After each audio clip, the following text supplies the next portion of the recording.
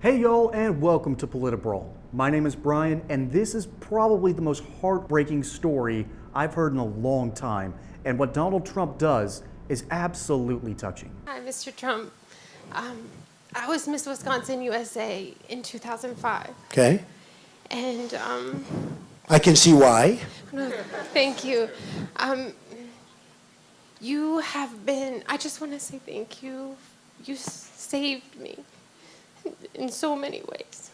And in recent years, I've been struggling with an incurable illness, and I'm on home care now. It was caused by a doctor's medical negligence. And in those dark days, fighting, right now all the tubes have been removed, and I have a do not resuscitate order, and I have a 7-year-old son.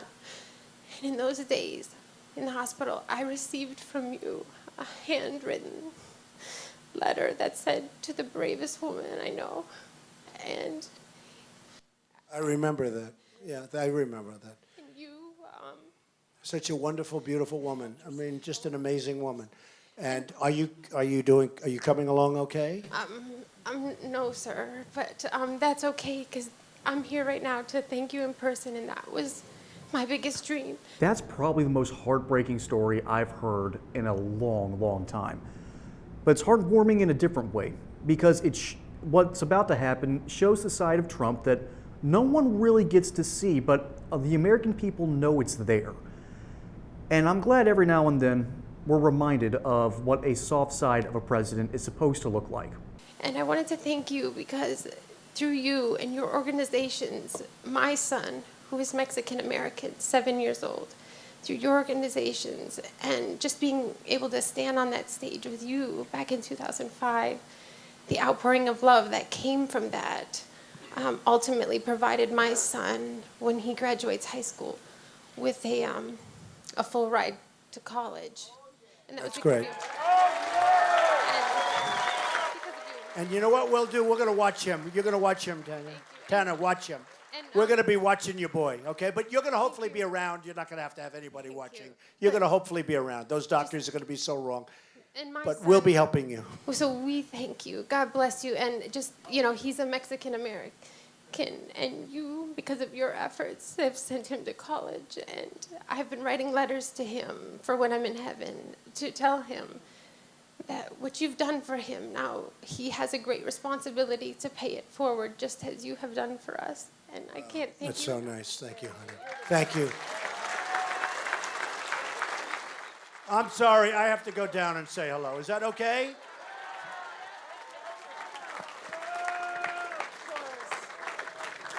Thank you.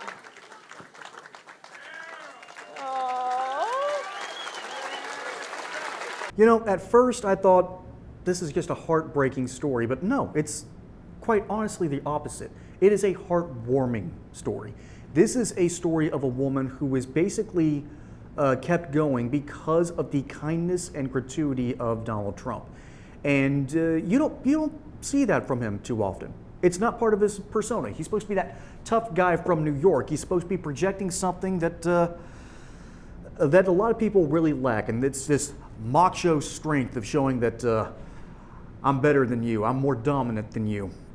And one of the best ways you can show that is by buying merch from basedby.shop, one of the best places to trigger your liberal friends and remind everyone where you stand politically.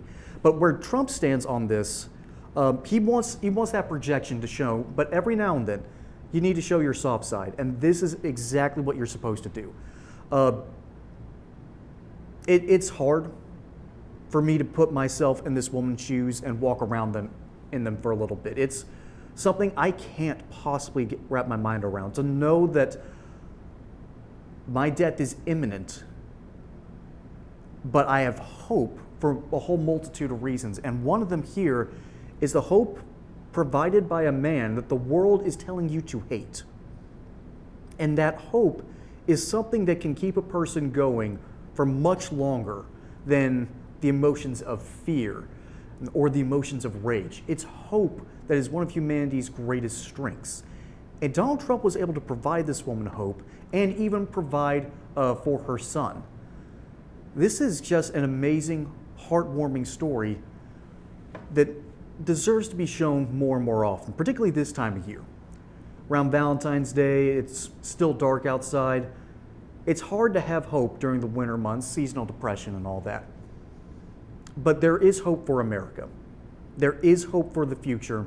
And this woman should remind us all that that hope does exist, and it can help us press forward even in these trying times. Folks, my name is Brian. Hope you enjoyed the segment here on PolitiBrawl. Don't forget to like and subscribe. Catch you on the next one, and until then, y'all have a good one.